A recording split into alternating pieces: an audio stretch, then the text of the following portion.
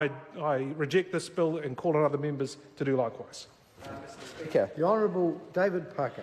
Actually, sir, I don't have to defend my conduct in respect of the Saudi sheep saga. I think the Auditor General's report is public record of that disgraceful piece of history in New Zealand. The point I was making is we couldn't get to the bottom of it through the Official Information Act, and it took the Auditor General to do it because we couldn't get there under the Official Information Act.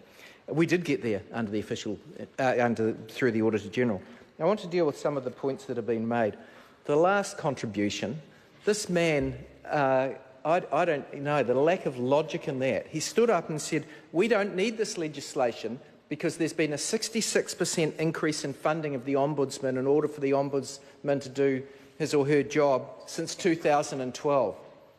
66%. Why, Mr Hudson, do you think they needed 66% increase in budget to do their job? Because government departments aren't meeting their obligations, and therefore people are complaining to the Ombudsman, and the Ombudsman is having to spend 66% more than they used to in order to make government departments do what they should do. Sir, that is proof that there is a need of another intervention, instead of, as the member would have it, just chuck another 66% budget into the Office of the Ombudsman, spend an extra many millions of dollars every year to make government departments do what they ought to do. Why don't we create an incentive for them to do it without having to spend all that extra money through the Ombudsman's office? And that's what this bill would do.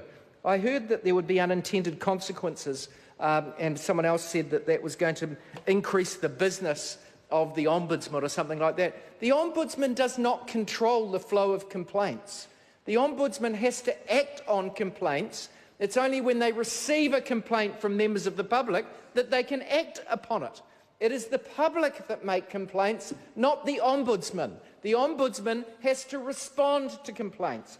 I think that deals with that particular issue. I do want to thank Paul Foster-Bell for correcting the name of Sheikh Al-Khalaf.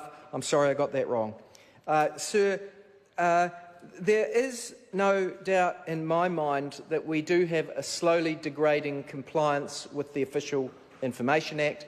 We do have the no surprises policy being taken too far, and I think if you talk to any journalist or opposition MP, they will say that more often than not they're taken to the end of the period under the Official Information Act if it's embarrassing to the government, and then they're often refused documents, and then if they get them they're subject to redactions that are unjustified, and all of this is, or some of this, not all of it, some of this is driven by the desire of departments to please their minister, rather than just independently, as they have a duty to do by law, abiding by the terms of the Official Information Act. And I know that concerns the Ombudsman. Sir, in respect to the backlog of complaints, that's true. I agree that backlog is being worked through well by the Ombudsman, and I'm not criticising the Ombudsman. What I'm doing is trying to create an incentive. I think the most powerful part of this incentive would be if government departments were the departments that were often recalcitrant, then it would actually come up in financial reviews. I know that I, as an opposition member, would have as one of the questions on the annual review of a government department, how often were you pinged by the Ombudsman?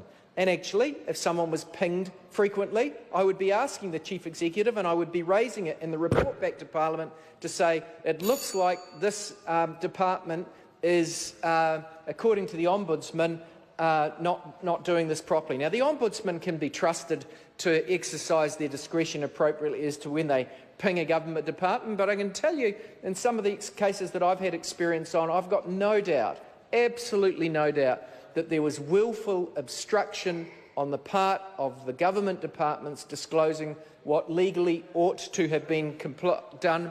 And what was the consequence for them? None. What was the effect of it? Delay. What was the political effect of delay? The government got off the hook. And that's why they were delaying in the first place. That's why they were making the redactions, sir.